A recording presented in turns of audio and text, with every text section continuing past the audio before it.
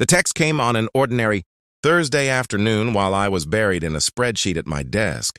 A small buzz that changed everything before I'd even finished my coffee. I drained our joint account and I'm leaving you. Good luck surviving. For a heartbeat, I thought it was spam, some phishing attempt. But then I saw her name, Chloe. And the second message followed before I could breathe. Don't try to find me. Papers already filed. My hands went cold. 6 years together, 3 of them married, and she ended it with 2 texts. Around me, keyboards clicked and phones rang as if the world hadn't just tilted, but my pulse slowed instead of racing. Because behind the shock was something stranger, almost funny. I already knew a secret. Chloe didn't. 4 years earlier, when we'd moved in together, she insisted on handling our finances. She worked at a bank and loved explaining APRs and rewards programs, calling me adorably hopeless with money. And I'd been young and in love and fine with letting her take the wheel. She set up what she called our household account, added me as an authorized user, said it was better than a regular joint account for tax reasons. I believed her, transferred my share every month and never looked too closely.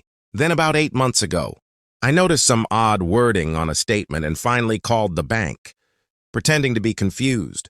The rep explained patiently that it wasn't a normal checking account at all, but a business line of credit, opened under Chloe's sole proprietorship. I was just an authorized user, only she was liable for the debt. I remember sitting there with the phone to my ear, realizing that every grocery run, every bill I'd paid from that card was technically a payment toward her business credit, and that if she ever emptied it, the responsibility was hers alone. I didn't tell her. I just opened a personal checking account, started building an emergency fund, and kept my mouth shut while she teased me for being financially illiterate. So when her text arrived, when she proudly announced she'd taken everything and wished me luck surviving, I almost laughed out loud. She'd just stolen $80,000 from herself. I checked the banking app to be sure. Balance, 0. Credit available, none. Debt, 80 grand. My reply was simple, you too. Then I waited. It took 73 minutes for my phone to explode. Chloe called. I declined. Unknown number, probably her mother. Declined. Texts. What did you do?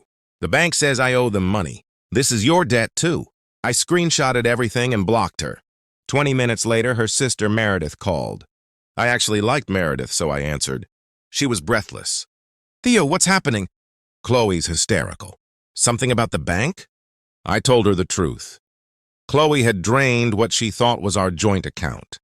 Except it was a business credit line in her name only.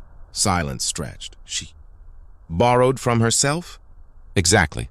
And she owes the bank $80,000 plus interest, Meredith finally said. But wasn't that your money too? I explained that I was only an authorized user. My transfers counted as payments but not ownership. You knew? She asked. 8 months, I said. Never thought she'd do something this stupid. Meredith hesitated, then dropped another bomb. Chloe had been seeing some crypto guy named Blake for months. I'd suspected something. Meredith begged me to help with the debt. Because it was the right thing. I asked how it was. Right to bail out someone who had just stolen what she thought was my savings and left me. Meredith had no answer. That was only the beginning. Chloe tried the legal route first, hiring a bargain bin lawyer to demand I pay half since the funds were marital. My lawyer, yes, I'd already retained one, responded that I was never a co-signer and the debt predated the marriage.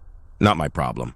Then came emotional manipulation via her parents. Her dad, Robert, even showed up at my building demanding a man-to-man talk until security escorted him out. Meanwhile, Meredith kept me updated on Blake. Apparently, Chloe had told him she was getting at least 80 grand in the divorce, plus alimony and half my 401k, painting me as a rich tech exec. I work IT support, not exactly sugar daddy territory. When she confessed the truth about the debt, he ghosted her within a day, leaving her locked out of the apartment lease she thought they shared. Homeless, single, 80 grand in debt. I might have felt pity for a moment, but then I remembered her parting text, good luck surviving. Instead, I poured another bowl of cereal. Chloe wasn't done. She launched a victim narrative on social media claiming I'd manipulated the banking system to trap her.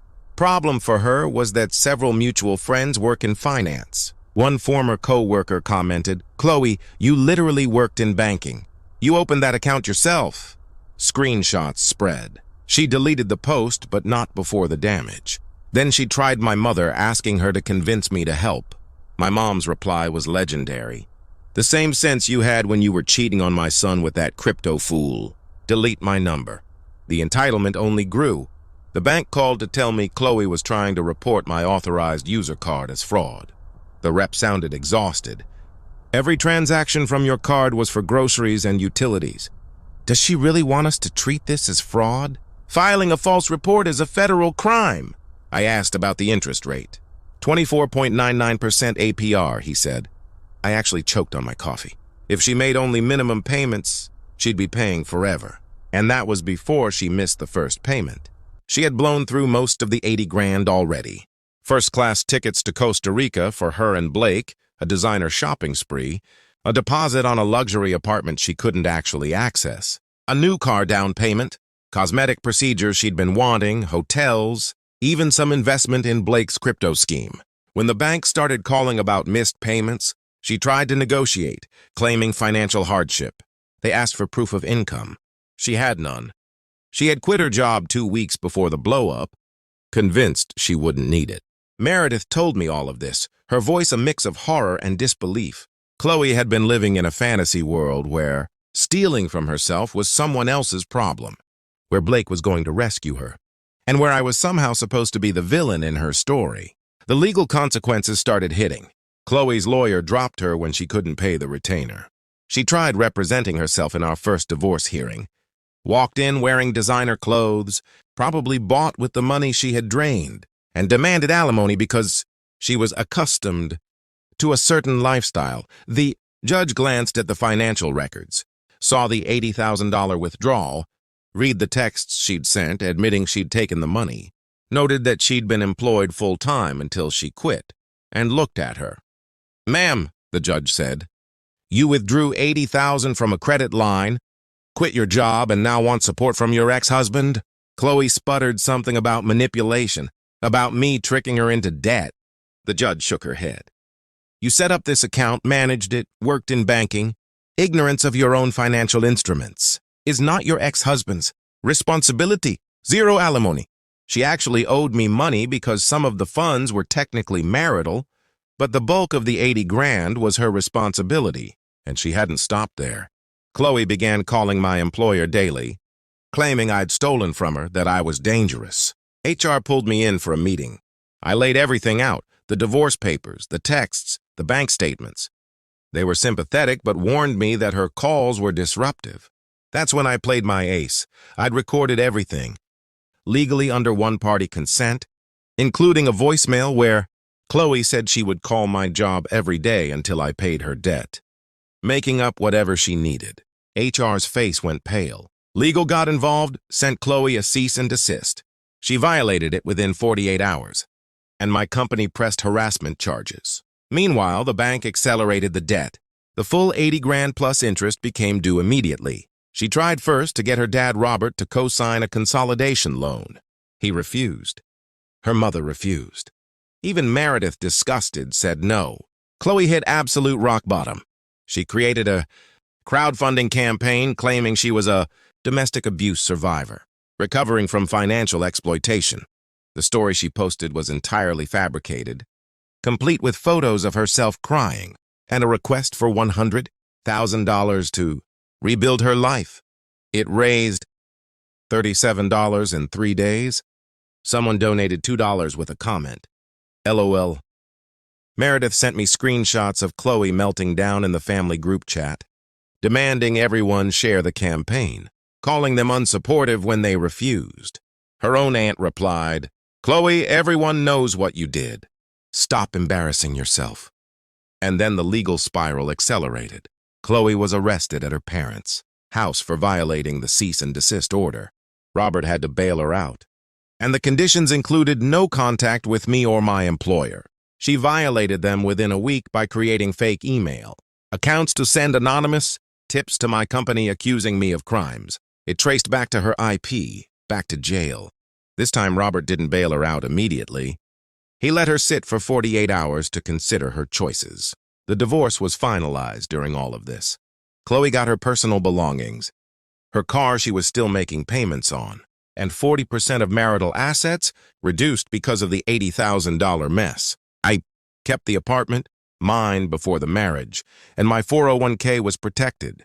Chloe was on the hook for the credit line debt and my legal fees. The judge ruled her behavior malicious. She attempted bankruptcy, transferring assets to her parents to hide them. The bankruptcy trustee caught it. Fraud, a federal crime. She panicked and withdrew the petition. Investigation underway. She lived with her parents, who forced her to get a job, pay rent, do chores, attend financial literacy classes. She lasted 2 weeks before another meltdown about Blake, who hadn't contacted her since disappearing. She even reached out to my ex-girlfriend Amber from college, trying to recruit her to expose me as some financial mastermind. Amber sent me screenshots and laughed. "Theo, you literally dated me for 2 years. You're straightforward. She stole 80 grand and got caught. Take the L." I ran into Blake at a coffee shop. He tried to avoid me. I asked, "How's the crypto going?" He looked embarrassed. 15 grand invested. Crashed to 300. I laughed out loud in line. Chloe's debt went to collections. Her credit score ruined. Harassment charges led to 18 months. Probation and mandatory anger management. Her retail job lasted 6 weeks. She got fired for berating a customer. Now she works at a call center doing collections. She tried one last plea through a mutual friend to restart with me. Claiming she learned her lesson, Blake meant nothing. My answer, good luck surviving. Chloe went ballistic, screaming that I'd ruined her life, that I set her up. Robert finally kicked her out after she tried stealing checks. She's now renting from a cousin at market rates, first and last month up front. Meredith and I still talk occasionally. Chloe reportedly claimed at a family dinner that I ran a sophisticated financial conspiracy. Her uncle, an accountant, replied, "Chloe, you opened a credit line, forgot it was a credit line, stole from it, and got caught. The only conspiracy is your own poor decisions. I'm fine. Apartment intact, retirement untouched. Started dating Jade, a woman from my rock climbing gym who actually understands banking. Chloe's $80,000 blunder is technically her own doing. Karma didn't need my help.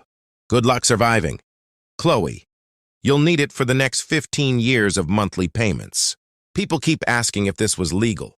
Yes, I had no obligation to warn her, no requirement to bail out someone who stole what she thought was mine. She set up the account, managed it, and worked in banking.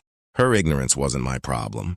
For those saying I should have told her, remember, she literally sent me a text saying she was leaving and wished me luck surviving after taking $80,000 she thought belonged to me. Why would I help someone who acted that way? And Chloe, if you're reading this and Meredith says you've been hate-searching my username, pay attention in that financial literacy class. You might actually learn something useful. For the next 180 monthly payments you've got left, every time I think about the absurdity of it, I can't help but shake my head. She thought she could steal, manipulate, and charm her way out of consequences, and yet every step she took only dug the hole deeper. Blake disappeared, the crowdfunding campaign flopped, her social media rants backfired, the harassment charges landed, the bankruptcy attempt collapsed, and she ended up living paycheck to paycheck, paying rent to a cousin and working a job she never would have chosen voluntarily. Her parents barely speak to her. 3 local banks banned her for aggressive behavior, and her reputation is a disaster. Meanwhile, I went on with life. Kept my job, my apartment, my retirement, and my sanity. I started dating Jade, who actually understands financial instruments and doesn't text me dramatic threats. I look back at that Thursday when her first text arrived. Remember the moment. I realized she'd just set herself up for a spectacular downfall, and I laugh. Not because I'm cruel, but because the universe has a way of handling people who try to manipulate reality to their advantage without knowing the rules. Chloe's so-called theft was, in reality, her own debt in disguise, and my careful awareness over the Past 8 months meant that I was untouchable in this mess. Everything she thought she had was gone. The apartment she tried to claim, the luxure she tried to buy, the man she thought would rescue her, gone. The only thing left was the reality of her choices and the consequences she could not escape. Meredith still updates me occasionally. She tells me Chloe complains about conspiracies, about me manipulating her life, about how unfair everything is. Her uncle's words echo perfectly. She created her own disaster, from a financial misstep to legal trouble to social humiliation. And me, I get to keep the apartment, my retirement, my peace of mind, and a story I can tell that starts with a single text buzzing across my phone. Good luck surviving. Every time I think about it, the phrase still hits. Because surviving isn't about me, it's about her, and she's going to need it for years. Karma didn't need my help. Chloe built a trap for herself, fell right into it, and now she's paying monthly, interest included, for the next decade and a half. Every time someone asks what happened, I can summarize in one sentence. She tried to leave me with nothing, didn't understand her own financial accounts, and ended up bankrupting herself while I walked away completely unharmed. The moral of the story is simple. If you're going to drain a joint account and send a text gloating about it, make sure you actually know what kind of account it is. Don't assume ownership, don't assume ignorance protects you, and don't assume the other person is clueless. And if the account is a credit line in your name only, maybe double-check the fine print before trying to ruin someone else's life. Because sometimes the universe takes care of the lesson for you. I went back to my normal life, work, climbing gym, new relationship, quiet dinners, saving for the future. Chloe went back to her life, retail job, paying rent, mandatory classes, legal probation, destroyed credit, a long repayment plan, and an ongoing investigation for attempted bankruptcy fraud. The $80,000 she stole technically came from her, not me. The contributions I'd made over the years counted toward her debt, but they weren't my responsibility. She played herself from start to finish, and every now and then I get a message from Meredith. Chloe's still ranting online, still spinning stories about betrayal, still claiming to be a victim of a complex financial scheme she somehow fell into. I smile. She'll be paying for her own mistakes for a long, long time. And me, I'm doing just fine. No debt, no harassment, no drama. Just a life rebuilt quietly, carefully, and free from the chaos of entitlement.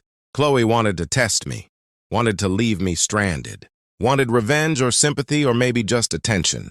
Instead, she got exactly what she deserved: reality, debt, legal consequences, social humiliation, a record of missteps she can't undo. And me, I got the lesson she should have learned for herself. Served in real time, delivered by her own choices. Good luck surviving. Chloe, you're going to need every ounce of it for the next 15 years.